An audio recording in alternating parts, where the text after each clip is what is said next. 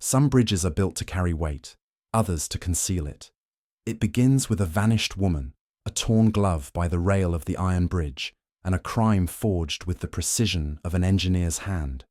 Beneath the mist and the hum of industry, Holmes will uncover a truth colder than the river that tried to drown it. Where are you tuning in from, and what time is it? Let me know in the comments. Now, let us walk once more beside the Severn, where reason and remorse meet in the fog. It was upon one of those dim and muffled mornings in early spring, when London lay half drowned in its own vapour, that I found my friend bent over a line of test tubes which simmered upon our spirit lamp. The odour of sulphur mingled with the acrid scent of chemicals, while Holmes's long fingers moved with the precision of a surgeon dissecting truth from error. Outside, the bells of St. Clement's were smothered by the fog. He did not speak when the boy from the telegraph office brought the envelope, but slit it open with a scalpel and scanned its contents in silence. Only the tightening of his mouth betrayed that some singular matter had disturbed his analytical calm. "A visitor, Watson," he said at last, rising with deliberate slowness, "and one who brings the scent of the Severn upon his coat. Pray have the kindness to draw up the chair." The man who entered might have stepped from one of those technical journals Holmes so often derided, slender, fair, and composed. Yet his composure trembled upon its frame like a bridge strained by unseen currents. His fingers, though calloused from labour, quivered as he removed his gloves.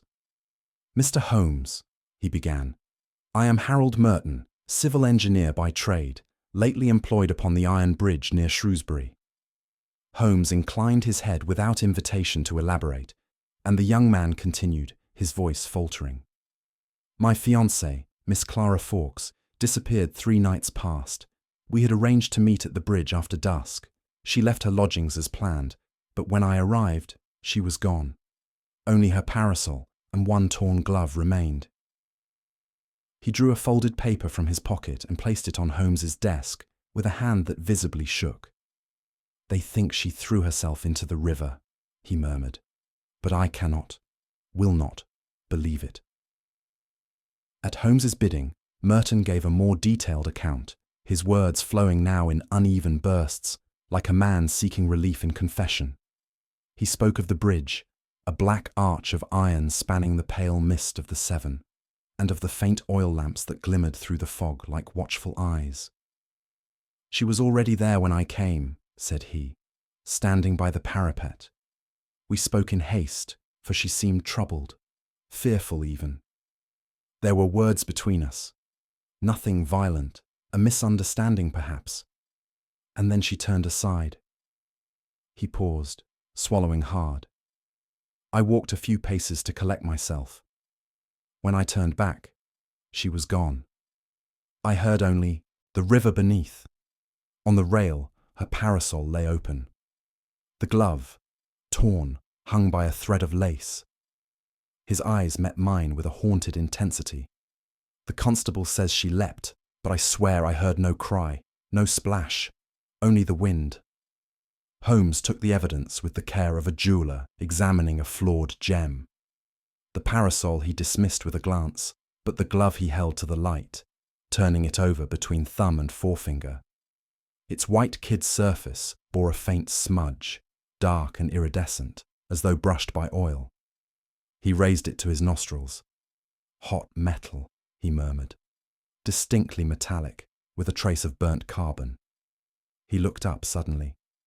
"You say she was not of an industrial household, Mr. Merton?" "Certainly not," came the startled reply. "Then this, Watson," Holmes continued softly, "is the handprint of her environment, not her station. Iron upon ivory, an unfit marriage, if ever there was one." He laid the glove aside with almost reverent precision. "You see, my dear fellow," he added, half to himself, "this is no ordinary river tragedy. The water has swallowed more than a life. It has hidden design." Holmes began his gentle interrogation with that artful indifference which disarms the wary. He inquired of the bridge's structure, of Miss Fawkes's temperament, of Merton's own duties, each question so lightly phrased that it seemed idle conversation. Yet as I observed him, I saw the old light kindling in his eyes. "Your meeting was at 8, you say?" "8 precisely." "Yet the fog had thickened by then. How came you to see her clearly?" Merton hesitated, then smiled faintly.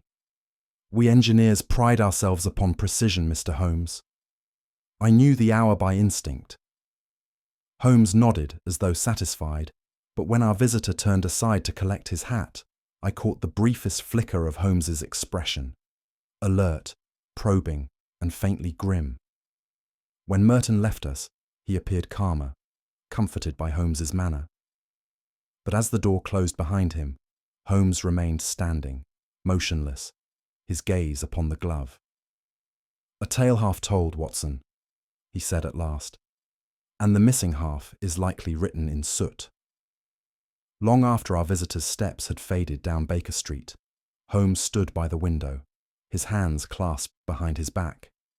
The fog outside had begun to thin, revealing the blurred outlines of hansom cabs creeping through the damp morning. "There is something curiously symmetrical in this affair, Watson," he said quietly. "An engineer, a bridge, and a disappearance. Each speaks of design, yet the design resists the eye." He paced once across the hearthrug. "You recall the grease upon the glove. It was not from machinery, but from an oil lamp fitting, such as those used upon the iron bridge. A woman unacquainted with such mechanisms could not have acquired that stain innocently." I ventured that perhaps the lady had brushed against the rail. Holmes shook his head. "No, the smear lay upon the inner wrist, placed, not earned. Someone took her hand in darkness, and that hand bore the mark of industry." He drew a map from the shelf and tapped it with a finger. "The Severn bends twice near Shrewsbury. The iron bridge stands between the two arcs, a place of both concealment and echo. We shall visit it, Watson, for if the river can whisper secrets, I intend to hear them speak." It was on the following morning that we left London by the early train for Shrewsbury. The grey veil of the city lifted but slowly, and soon the soot-streaked roofs gave way to open meadows shrouded in thin mist. I remember watching the hedgerows pass in spectral procession, while Holmes sat opposite me, absorbed in the narrow map unfolded upon his knee. His eyes travelled again and again along the sinuous course of the Severn, his lips compressed in that peculiar expression which to me always signified concentration rather than impatience. Save for an occasional glance at his pocket chronometer, he spoke not a word throughout the journey. Once, as the engine hissed and slowed near a junction, he murmured half to himself, "A river's whisper is sometimes more enduring than a man's cry," and relapsed into silence. By the time we reached Shrewsbury, the sun had already dipped behind a wall of cloud, and the air carried that peculiar damp chill which foretells both secrecy and decay. We reached the iron bridge as dusk began to gather, a sombre, formidable structure that seemed less a work of man than some relic of nature's darker industry. Its black girders arched across the Severn like the ribs of a colossal skeleton, gleaming with the sweat of recent rain. Beneath it, the river moved sluggishly, a sheet of grey glass that swallowed the faint light whole. The sound of water against the metal echoed as though the bridge itself were murmuring of old sins. Holmes paused midway across, his keen gaze sweeping the railings, the path, the fog that drifted low and restless over the current. "Observe, Watson," said he softly. "An admirable contrivance, strong enough to outlast the men who built it, and yet delicate enough to betray their smallest misstep." There was something unwholesome in the stillness that surrounded us, as if the air were laden with waiting eyes. I confessed to a sense of oppression, of being watched by the very elements. Holmes, however, appeared invigorated, and his face, pale in the wan light, bore that look of quiet expectancy which I had learned to associate with discovery near at hand. At the far end of the bridge, we encountered Sergeant Wilkes, a broad-shouldered country officer whose manner suggested more confidence than subtlety. "You'll find little mystery here, gentlemen," he said, leading us toward the center span. "The young lady threw herself in, that's all. A tragic business, but plain enough." He pointed to a section of the rail where a faded mark still lingered and to the river below, where the water eddied sluggishly. "We found her glove and parasol there, and a splash mark, just so. There's your proof."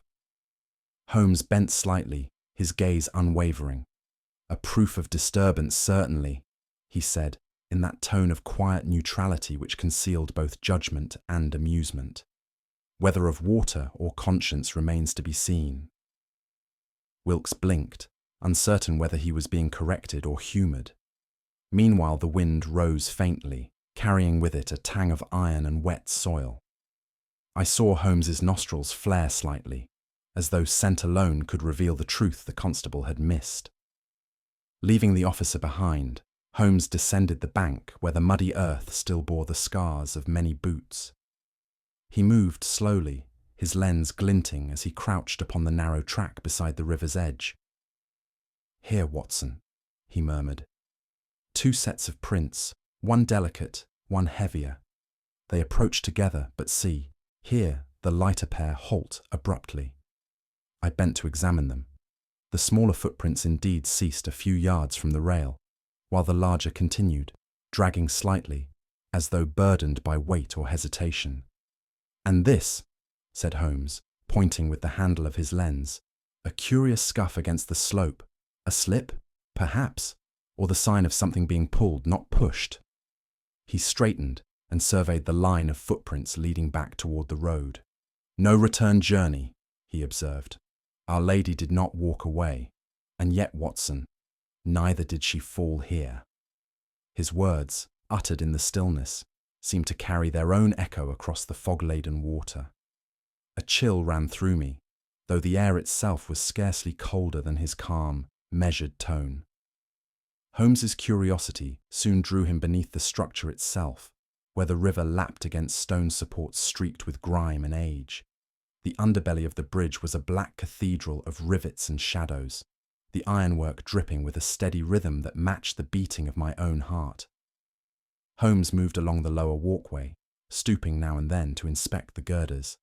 "Note this, Watson," he said, running a finger along one beam. "A smear of soot at shoulder height, and here a trace of grease where no maintenance man would need to reach. Someone has clutched this beam in haste recently too." He wiped his gloved hand upon a handkerchief and held it to the light. "Our constable's plain case grows rather more elaborate. The bridge itself may have held her captive longer than the river ever did." His words, uttered in a tone half musing, half severe, carried with them that peculiar chill of mechanical imagery, the fusion of man's craft and his cruelty. For the first time since our arrival, I felt that the structure about us might possess, in its dark recesses, a will of its own.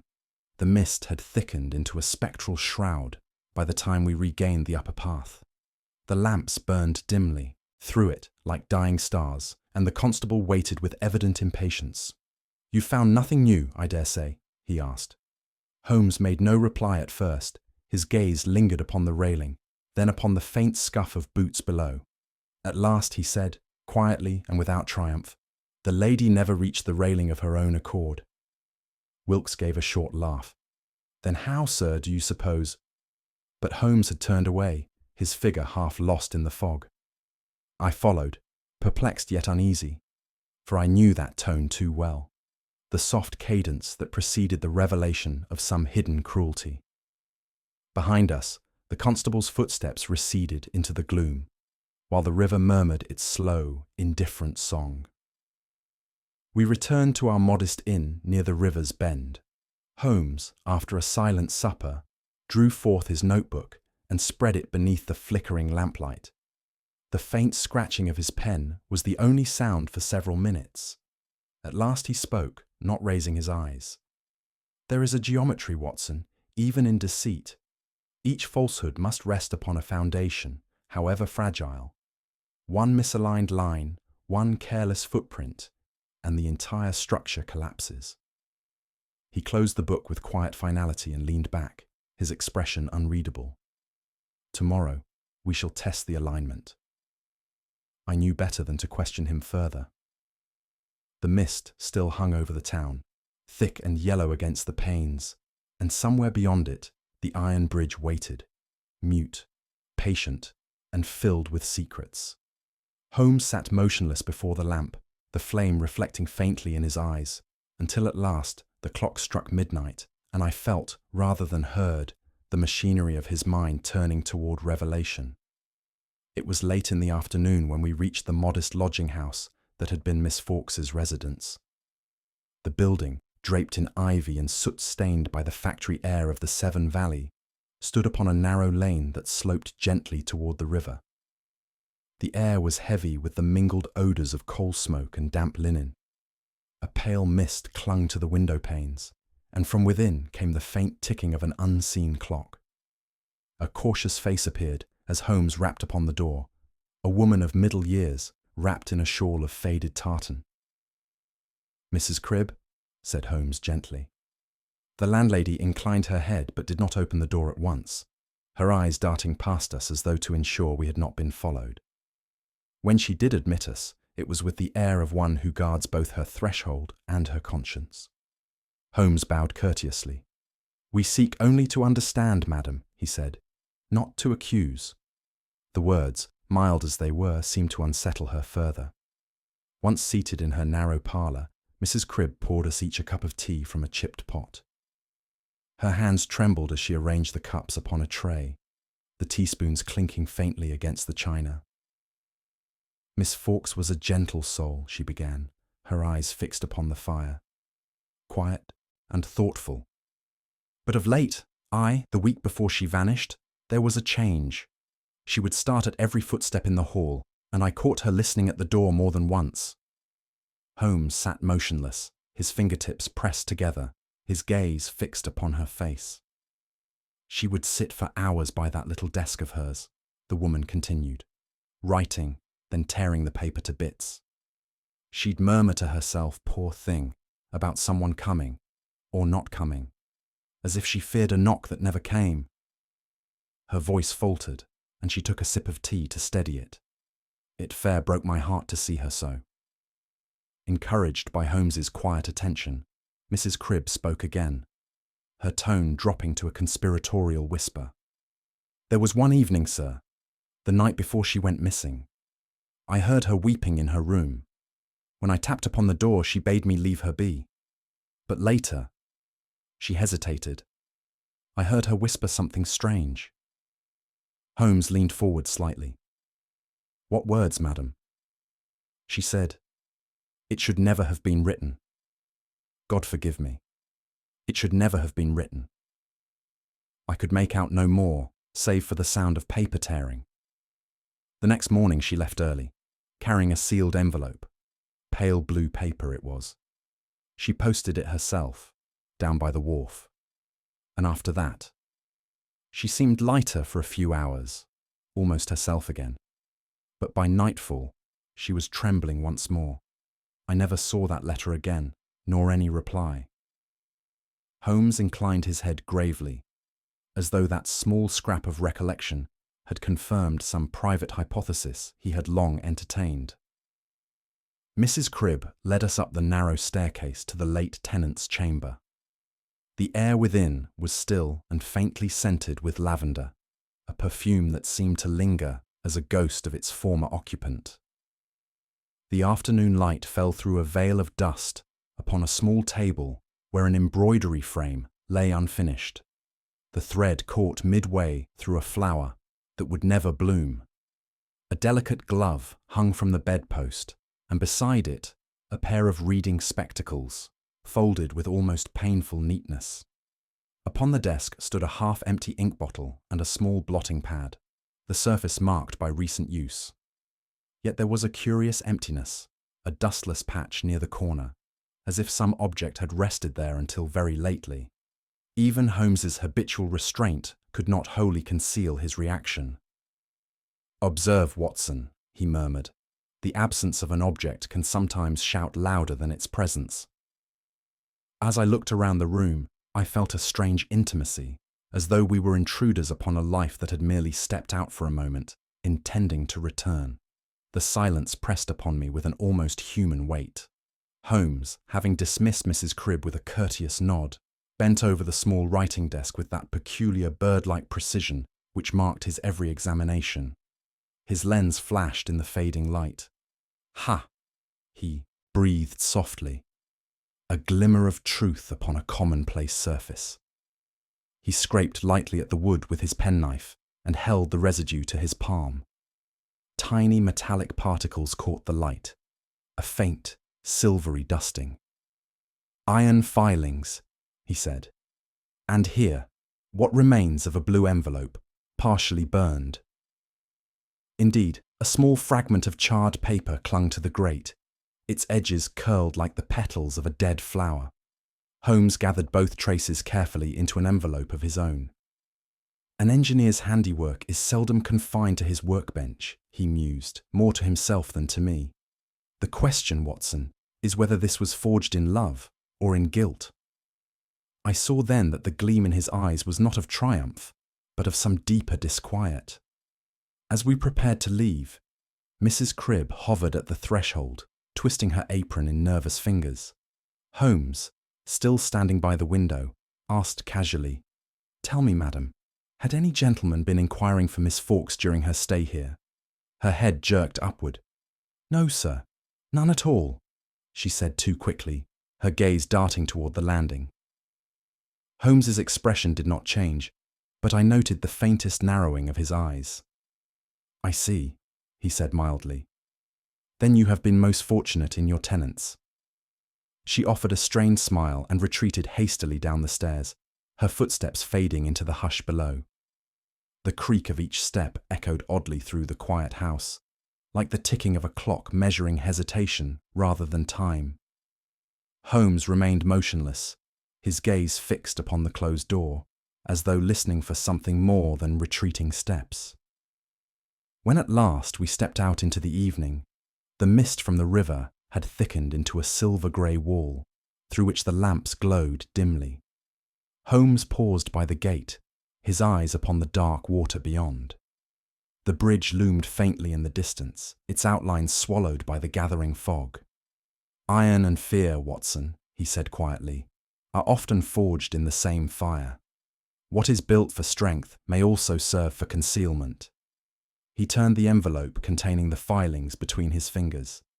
The lady's heart may have failed her, but the machinery of her undoing did not. I asked what he meant, but he only smiled faintly and began walking toward the river path. "Come, my dear fellow, the Severn keeps its counsel, but not forever." It was upon the following afternoon that Holmes and I made the acquaintance of a certain railway worker named Owen Phelps, whose testimony had been dismissed by the local constabulary as the ramblings of an imaginative man. We found him seated upon a bench near the signal hut, a clay pipe unlit between his fingers and the pallor of unease upon his weathered face. The Severn Valley wind carried the distant clang of hammers from the foundries and the faint smell of oil and iron that seemed to pervade all things in Shrewsbury. When Holmes addressed him, the man's eyes darted from the ground to the horizon, as though fearing to be overheard. "It were near midnight, sir," he said hoarsely, "and I was locking the signal gate when I saw him, a tall fellow with a coat sleeve all burnt away and his hand black as cinders. He carried a lantern, but kept it low, as if not wishing to be seen. I thought him a labourer from the foundry, yet there was something queer. He walked toward the iron bridge, not from it." Holmes inclined his head thoughtfully. "And you told no one?" Phelps hesitated. "Who listens to a man who stares too long at fog?" Holmes's expression remained tranquil, yet I knew from the faint twitch of his fingers that his mind had already seized upon some hidden inference. "This lantern you describe," he said, "did it bear any particular odour?" The man frowned, searching memory. "Aye, sir, hot metal, like slag when it first cools. I've smelt it 1,000 times in the sheds, but never out in the open air." Holmes nodded, as if confirming a suspicion. "And the gentleman's sleeve, Did it appear scorched by flame or stained by contact? By fire, sir. Fresh too. I could see the threads curling. For several moments Holmes remained silent, gazing toward the line of distant chimneys. You have been most observant, Mr. Phelps, he said at last. Few men of your trade could distinguish the scent of molten iron from the common odours of labour. You have earned your silence's reward. He handed the man a sovereign, then turned to me. Come, Watson. Let us follow the smoke to its source. The Severn hides nothing from those who understand the language of industry. The great ironworks stood upon the outskirts of the town, an inferno disguised as enterprise. Sparks leapt from the furnaces like fireflies possessed, while red light pulsed through the fog in rhythmic convulsion. The air was a living thing, thick, sulphurous, and oppressive. Men moved within it like phantoms, their faces streaked with soot, their eyes glowing in the half-dark like embers. We were met by the foreman, a stocky man whose voice seemed shaped by years of shouting above machinery. "You'll be wanting Mr. Silas Grieve, our manager," said he, wiping his hands upon a rag already blackened beyond redemption.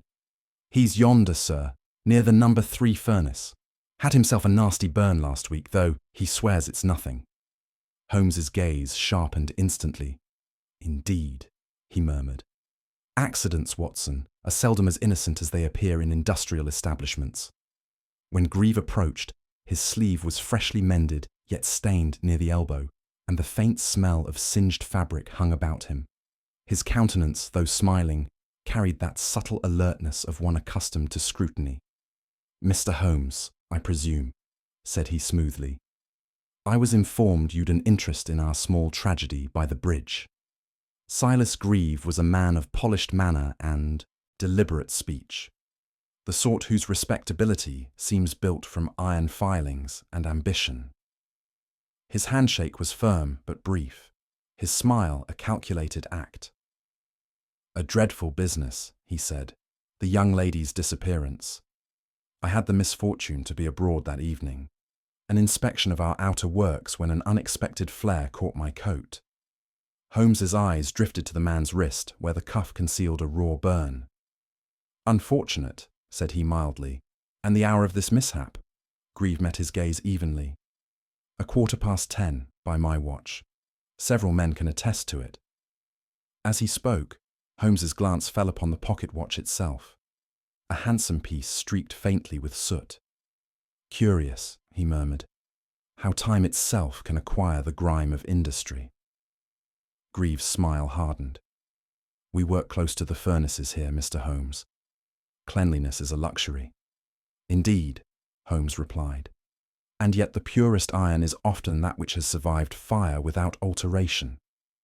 The remark drew a flicker of something, perhaps irritation, perhaps fear, before Grieve bowed slightly and led us toward the inner yard. Inside, the clangor was deafening.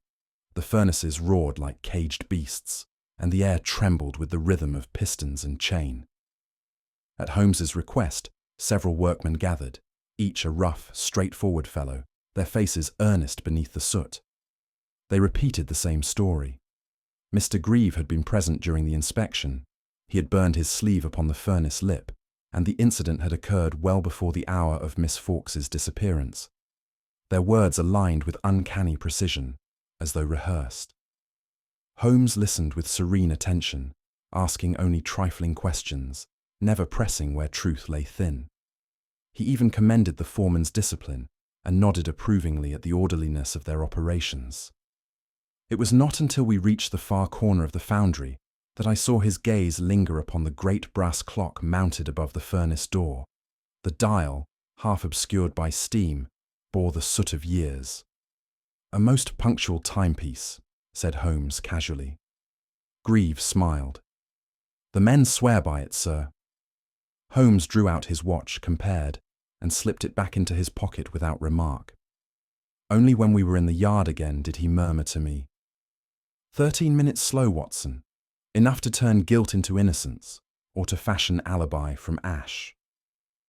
We emerged from the foundry into the pale gloom of evening. The air was thick with the scent of smoke and rain, and the faint tolling of a church bell drifted from the town. Holmes paused beside the gate, drawing a deep breath as though to clear his mind of the mechanical tumult within. "Well," I ventured, "you appear unsatisfied, Holmes." He smiled faintly. "Unsatisfied? No, merely unconvinced. You observed, of course, the perfect unanimity of those testimonies. When men agree too readily, it is usually upon a lie. And Greaves' burn? Ah, the mark of fire may deceive even the keenest eye. But remember, Watson, iron, once cooled, can still burn the hand that shaped it." He turned his gaze toward the drifting smoke above the chimneys. "This man Greaves polishes his reputation as carefully as he does his watch, yet both bear stains that will not come away with mere soot."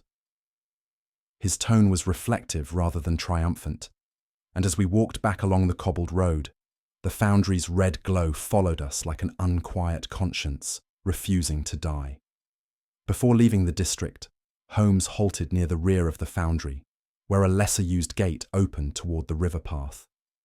The earth was soft from recent rain, and under the fading light I saw what had drawn his attention: broad wheel marks deeply indented in the soil.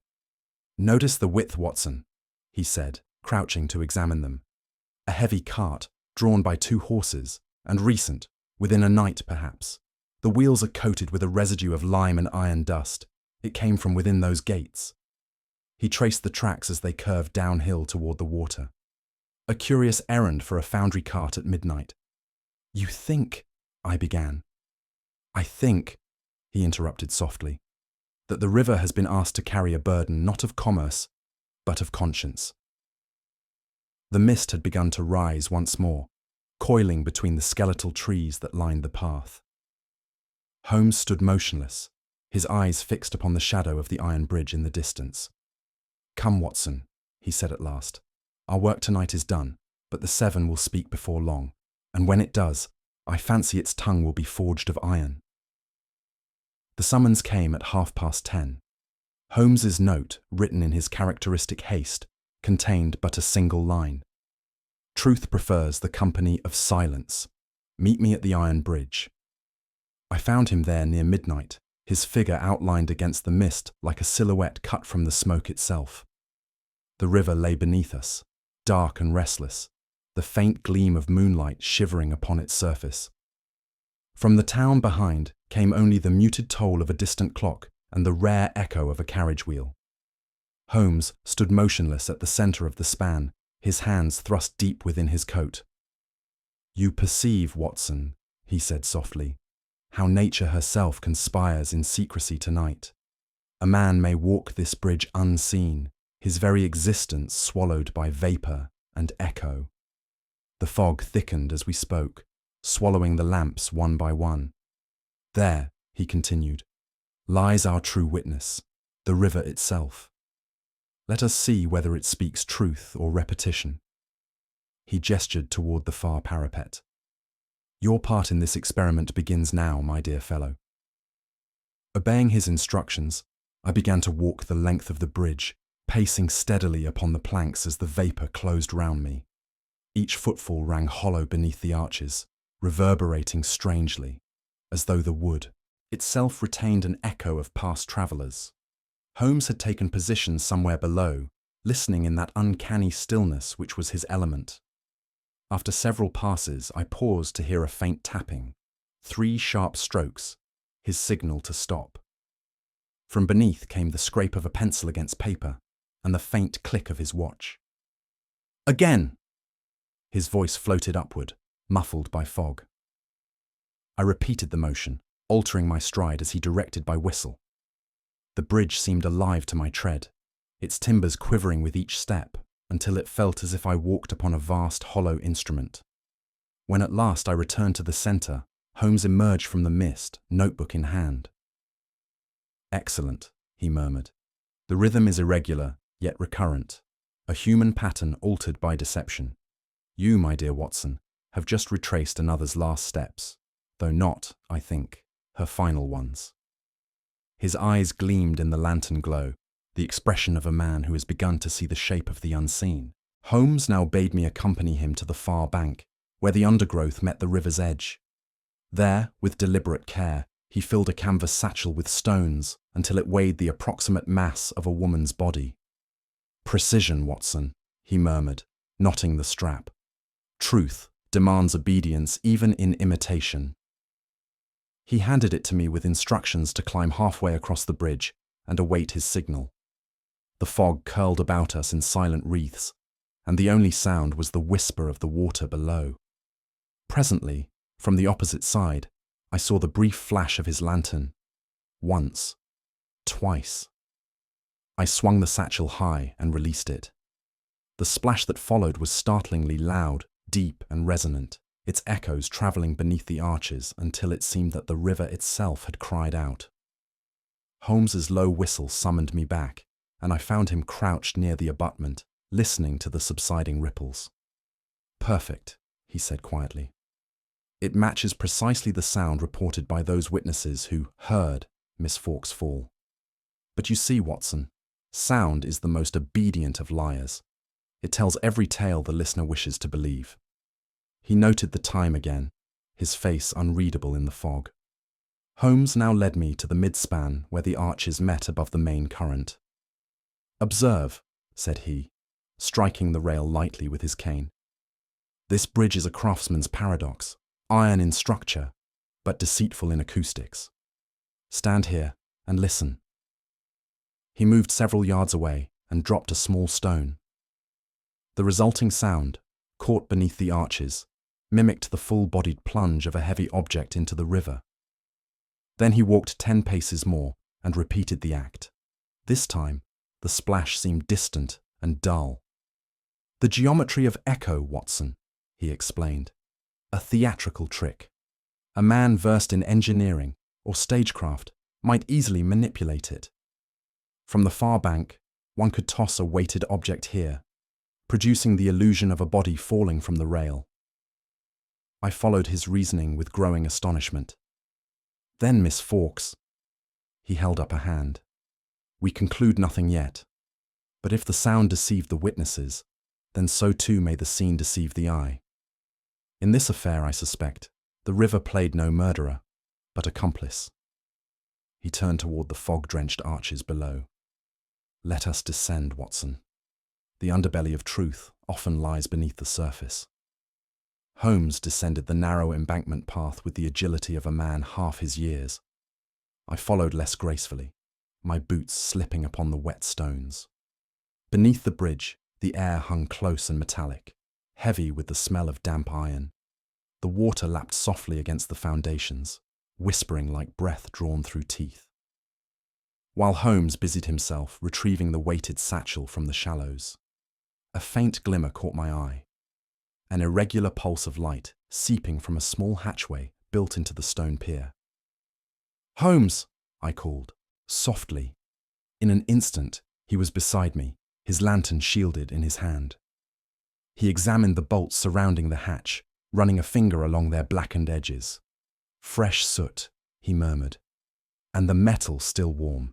Someone has opened this not long since, perhaps to conceal, perhaps to remove." He straightened, his expression sharp with concentration. "A bridge that hides its secrets below, Watson.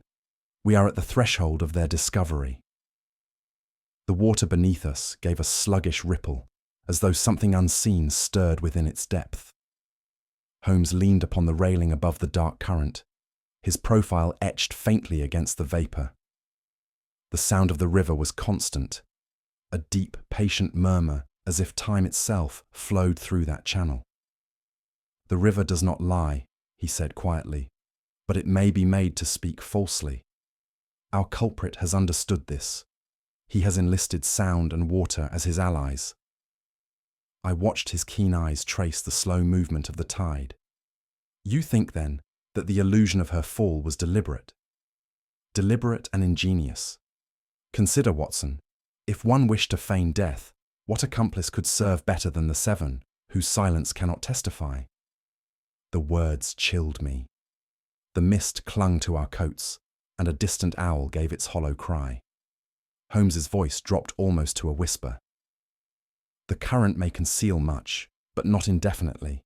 Even rivers grow weary of deceit. He turned abruptly, motioning me toward the road. Come, the night grows old, and yet, I fancy, its heart still beats somewhere near. The church bell struck 12 as we regained the bridge. The sound rolled through the fog in heavy waves, echoing across the valley like the tolling of judgment.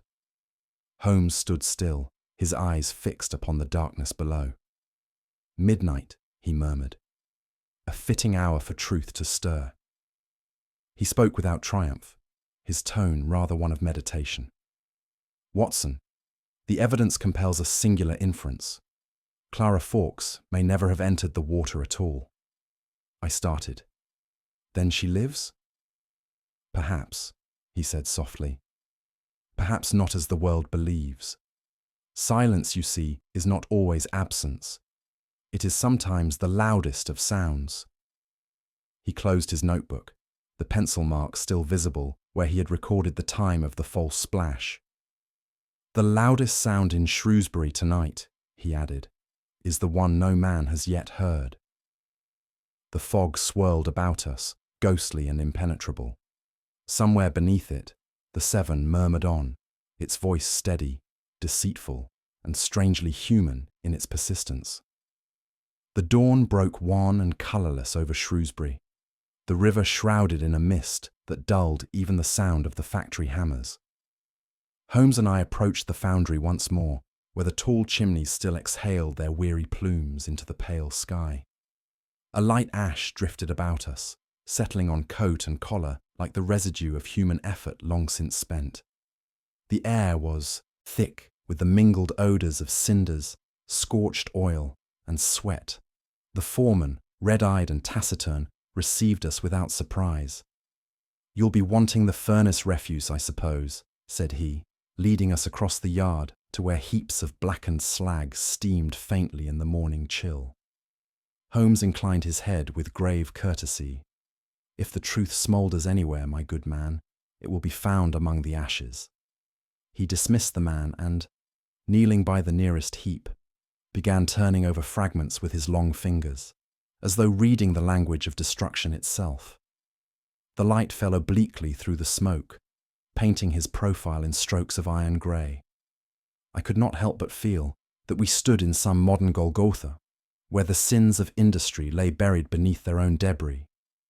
Holmes worked with a concentration that excluded all else. Using the small tongs from his chemical case, he lifted crusted lumps of ash, examining each before breaking it gently apart. The metal still retained a reluctant warmth, and from time to time a dull gleam flashed amid the soot. "Observe, Watson," he said softly. "The handwriting of fire is rarely legible, yet it seldom lies." At last he unearthed a cluster of fused material, paper, but transfigured by heat into brittle black petals. Within its layers shimmered traces of blue. He placed the fragments carefully upon a sheet of linen. "A correspondence, Doctor," he murmured, his eyes alight. "One that sought its own cremation, and failed." The smell of burnt cellulose mingled with the heavier tang of iron dust. He examined the scorched edges through his lens, then gathered each piece into a sealed envelope as though handling the relics of a saint. When he rose, his knees were stained with soot and his expression thoughtful. "Let us retire," said he. "The forge has spoken. We must now learn its language." The wind shifted, scattering fine cinders across the yard, tiny witnesses of something once written in confidence, now whispering its confession to the air. Back at our inn, Holmes spread the fragile remnants upon the table, their texture as frail as dried leaves. The shutters were drawn, and the lamplight lent the scene a strange intimacy, a posthumous conversation conducted between silence and deduction. With the steadiness of a surgeon, Holmes moistened the charred edges, coaxing from them the faint suggestion of ink. "Note the fibre, Watson. Good stationery, costly, and this tint of blue precisely matches that described by Mrs. Cribb." Gradually, faint syllables emerged, half-burned but eloquent in their ruin. "Payment, integrity, falsified beams." Holmes's brows drew together. "As I feared, the iron bridge may bear more weight in guilt than in structure." He paused, then added dryly, "And here, observe this phrase, cannot bear the deceit longer." The writer possessed both courage and scruple. I leaned closer, watching the words take ghostly form under his lens. "She meant to expose a fraud," I said. "Indeed, a woman's conscience against a man's livelihood, or worse, his ambition, a contest seldom fought without tragedy." The fragments lay like tiny coffins upon the cloth. Holmes straightened slowly, the fatigue of comprehension settling upon him. "She wrote truth, Watson," he murmured, "and truth, once kindled, will burn its own keepers." For some minutes, Holmes remained silent, his gaze fixed upon the final fragment. The letters upon it were barely discernible, their edges eaten by flame, yet he handled it with almost reverence. Gradually, by adjusting the lamplight, the faint outline of a word emerged, then another. "Harold knew, must tell the papers." He read aloud, his voice level, but charged with meaning. He looked up at me, and in his eyes burned that peculiar light I had learned to dread, the illumination of moral outrage restrained by reason. "Merton?" I whispered. "Beyond question," Holmes replied. "The morning lover, the distraught engineer, an artist in deception. He built his bridge on deceit, his alibi on tears." He laid the fragment down, its black edges trembling in the lamplight. "You recall, Watson, his insistence that she vanished without a sound. A phrase rehearsed, not felt. The river was his accomplice, not her grave." A silence fell between us, broken only by the slow tick of the mantel clock. The revelation lay upon the room like a weight. Holmes sighed, a rare sound of human fatigue. "A man may master steel, Watson, but not conscience. It bends in silence and breaks, always, with a whisper." Holmes rose and began pacing the narrow parlour, his hands clasped behind him. "I see him now," he said quietly, "seated before us in Baker Street, the trembling hand, the averted eyes, the perfect modulation of despair, an actor by necessity, perhaps, but a consummate one. Grief, when rehearsed, seldom misses its cues." I could still recall the young man's expression, his voice quavering with emotion. "You suspected him even then?" "I suspected sincerity," Holmes replied dryly, "and that is often the most dangerous disguise." He paused before the window, where the faint light of dawn was beginning to press against the blinds. "He came to us not for help, but for witness, to ensure that his part, once played, might be recorded by a reputable observer. He wished the mask of mourning to fit beyond suspicion." His tone softened unexpectedly. "Yet even villains crave absolution, Watson. The human heart, like molten iron, takes shape only in the mould of its own making." He turned from the window, his expression remote. "I shall see that mask fall, even if it cracks the structure he built to hide behind it." We stepped once more into the open air, where the dawn had ripened into a pallid morning. The foundry yard was stirring to life, carts rattled, smoke rose anew, and the rhythm of hammers began its monotonous chant. Yet to me it seemed that every clang was an echo of some moral indictment, each spark a fragment of retribution. Holmes stood for a moment in silence, watching the molten glow that pulsed through the furnace doors. "You perceive, Watson," he said at last, "how nature lends her metaphors to man.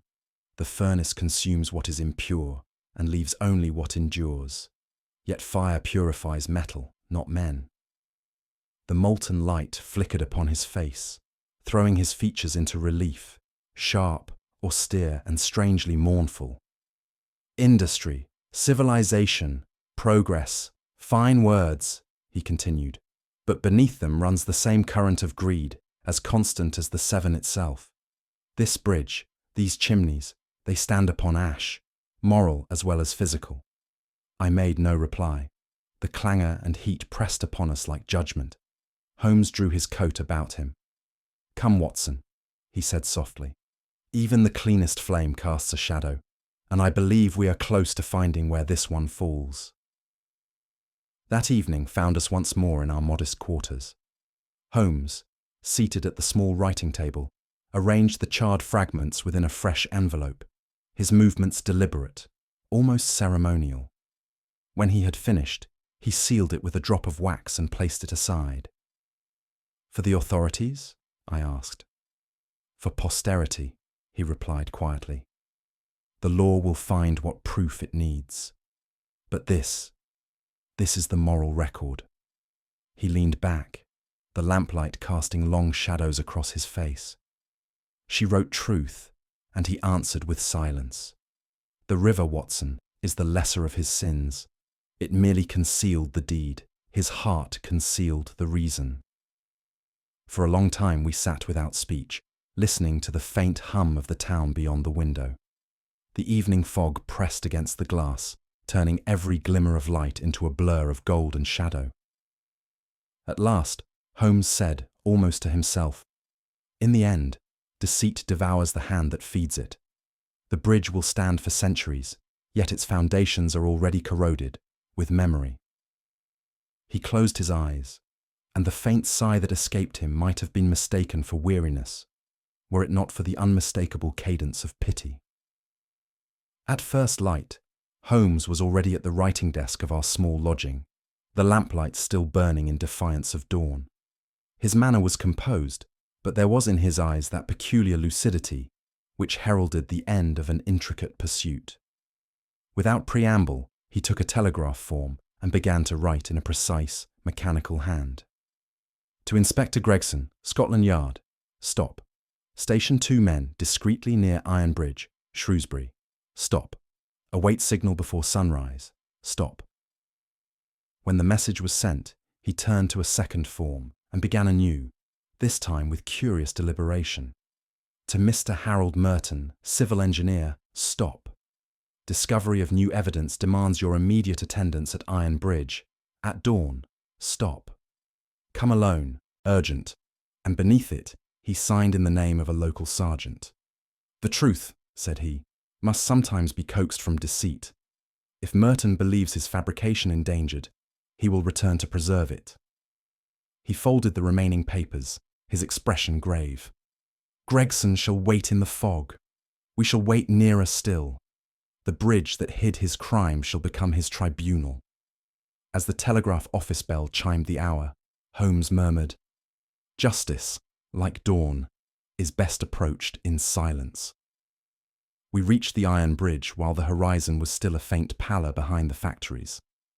The Severn below lay hushed beneath a dense, living fog that clung to every girder and beam, turning the structure into a dim spectre of itself. A faint gleam of dew lent the metal a ghostly sheen. Holmes stood beside me, his hands clasped behind his back, his keen eyes searching the whiteness. "A gallows of iron, Watson," he murmured, awaiting its confession.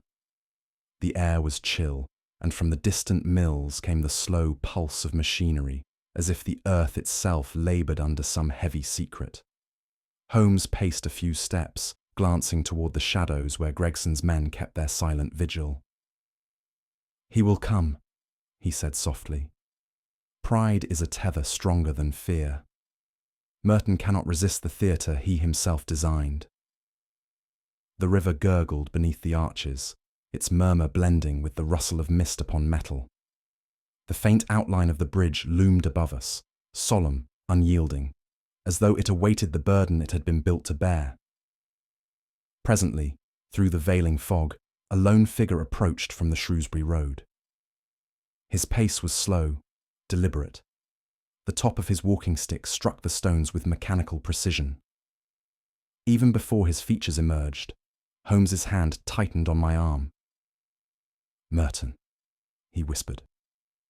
"Observe his gait, not of grief, but of calculation." The man reached the centre of the bridge and halted. His hat was drawn low, his collar turned up, yet I could see the pallor beneath. He rested one hand upon the railing, breathing heavily as though emotion had overcome him. Then, with the solemn air of one enacting a rite, he drew a glove from his pocket. a woman's glove, soiled and frayed, and brushed it against the iron rail before letting it fall into the fog. Holmes's voice was scarcely audible. He repeats the gesture, Watson, the performance of innocence. For a long moment Merton remained there, head bowed, his lips moving in silent rehearsal of remorse. Then, glancing furtively about him, he leaned over the parapet as though to peer into the water below. The motion was too deliberate for chance. It was a man listening for the echo of his own deceit. From our concealment beneath the eastern arch, we saw every gesture as though upon a stage. The mist drifted between us and the bridge, thin enough to veil, but not to obscure. Holmes's eyes never wavered. "Patience," he whispered. Inspector Gregson and his men crouched a few yards away, their boots muffled in the wet gravel. Merton's silhouette stood motionless above, his hand again tracing the line of the railing. Holmes's fingers moved slightly, the faintest motion of command. I knew the signal. Readiness. The river whispered beneath us, and the iron above gave a faint groan as the morning wind stirred it. Then Merton bent lower, his body half over the edge. He seemed to be examining something upon the girder. Holmes's whisper cut through the mist like a blade. "Now, Watson, justice rises from the fog." In an instant we were upon him. Gregson's men surged forward, their footsteps muffled but certain. Merton turned, startled, his composure shattering as rough hands seized his arms. His cry was brief, strangled, and ended in silence. Holmes stepped from the shadows, his face grave. "Mr. Merton," he said quietly, "you stand upon the very bridge that will damn you." At first he resisted, trembling but defiant. "You have no warrant," he stammered. "No right." Holmes regarded him with cold precision. "The law stands above us, sir, but beneath us lies the truth." He turned to Gregson. "Bring the lantern." We descended the narrow path that led to the bridge's undercroft. The air was thick with rust and damp, and each step echoed ominously among the girders. Holmes moved ahead, his lantern sweeping across the ironwork until it came to rest upon a small hatchway secured by bolts. "These," he said, "bear the marks of recent handling. The soot still clings unevenly where a wrench has turned." At his nod, the constable prized open the hatch. The smell that issued forth was foul and heavy with oil. Within the confined recess, wrapped in oilskin and bound with cord, lay what the seven had been asked to hide. Even the constables recoiled. Holmes lowered the lantern. The pale features of Clara Fawkes met the light, serene, uncorrupted by decay, as though sleep itself had taken pity upon her. "The iron," said Holmes softly, "has kept its secret too well." Merton's cry from above was not of denial, but of something deeper. The final rending of a conscience that could no longer bear its own weight. They brought him down to face her, and in that dreadful silence, his defences crumbled. The fog, thinned by dawn, crept faintly into the vault, mingling with the scent of oil and cold metal. Holmes spoke gently, as one who instructs rather than accuses. "You used your craft to deceive the senses, Mr. Merton. The splash heard by witnesses was no fall, but a weighted sack cast from the far parapet. The scorch upon your glove came from the foundry grease you handled in concealing her body. Even the timing of your telegrams was forged by that same engineer's precision." Merton's lips trembled. She would have ruined us all," he whispered. "The contracts, the bribes. She was going to tell the papers." "And so you silenced her," Holmes finished gravely. The man nodded weakly. "The bridge was built to hold more than steel," he murmured.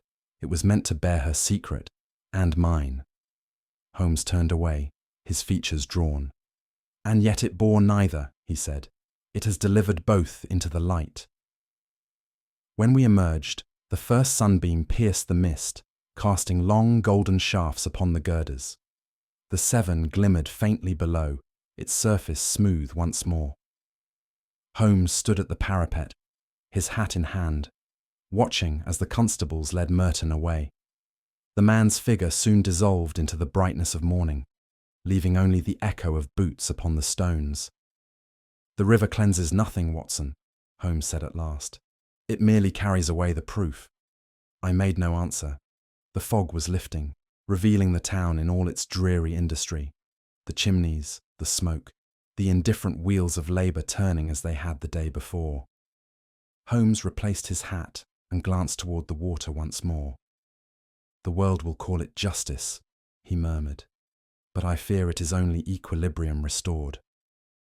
The mist drifted upward, dissolving into the sunlight, and for a moment the bridge itself seemed to shimmer, not with triumph, but with melancholy, as though it mourned the secret it had been forced to yield.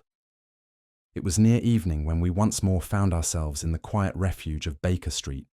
The lamps burned softly, and the fire glowed upon the hearth, its familiar crackle replacing the restless hiss of the Severn that still echoed in my memory. Yet though the warmth of our old quarters embraced us, both Holmes and I carried within us the chill of that iron dawn.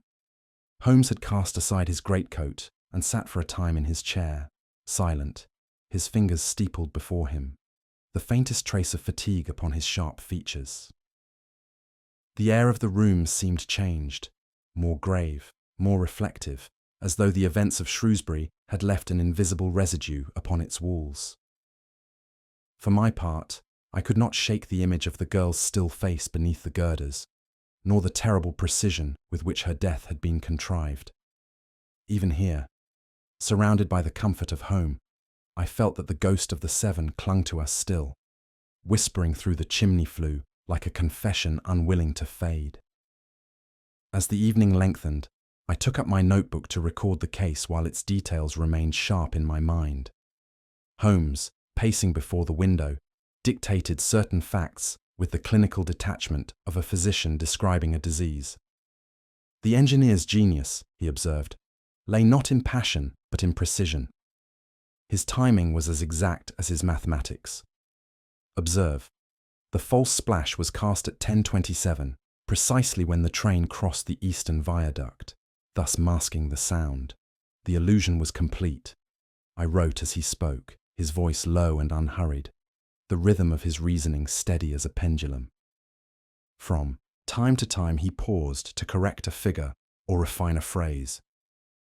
"Not grief feigned, Watson, but grief rehearsed. Words must carry the architecture of truth, even when describing deceit." When at last I laid down my pen, the narrative stood complete. A chain of events so logical that it seemed inevitable, yet so cruelly human, that reason itself appeared complicit in its design. Holmes halted his pacing and stood with his back to the fire. "Do you perceive, Watson," he said, "that man's vices have become as mechanical as his labours? In the age of iron, even murder wears the garb of industry." He turned his gaze toward the window, where the faint glow of gaslight reflected against the pane. Merton was not a creature of passion, but of system. His crime was planned as one might design a bridge, calculated stress, measured resistance, no allowance for emotion. When conscience interfered, he treated it as an engineer would a faulty beam, removed it. There was no triumph in his tone, only a weary recognition. We forge our progress from steel and fire, yet the heart remains the one material untempered by science. Thus, it buckles beneath its own design. The firelight flickered upon his profile, throwing sharp lines across his face. "The bridge," he added softly, "was no mere setting, Watson. It was the perfect emblem, a triumph of construction, and a monument to moral decay. Both were built to endure, and both, in their way, have failed." For a while, neither of us spoke. I found my thoughts returning to the girl, to Clara Fawkes's quiet courage, her doomed attempt to speak truth into a world deafened by machinery and greed. "She acted out of conscience," I said at last.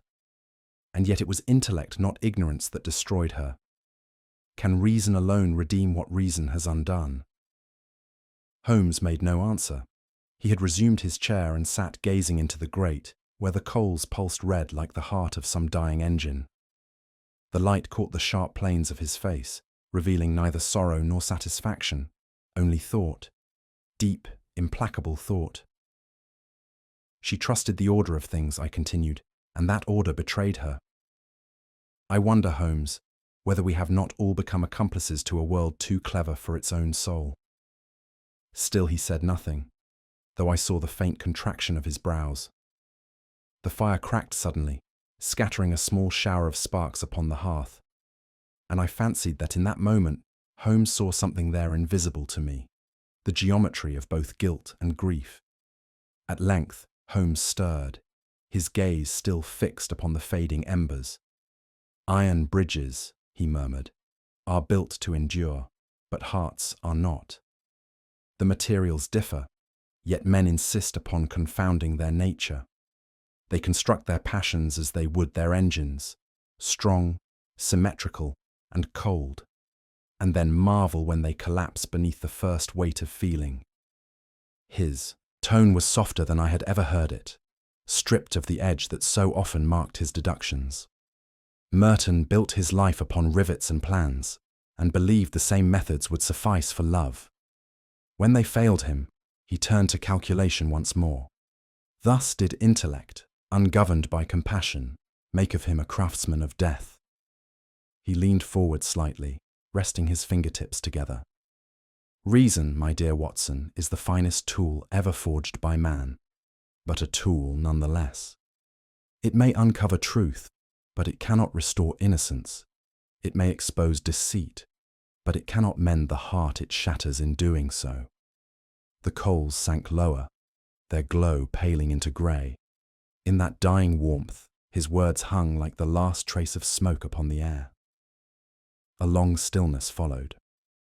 The hum of London beyond the window began to stir, the muffled roll of carriages, the faint clang of distant bells. It was morning again, though within our room the light seemed reluctant to intrude.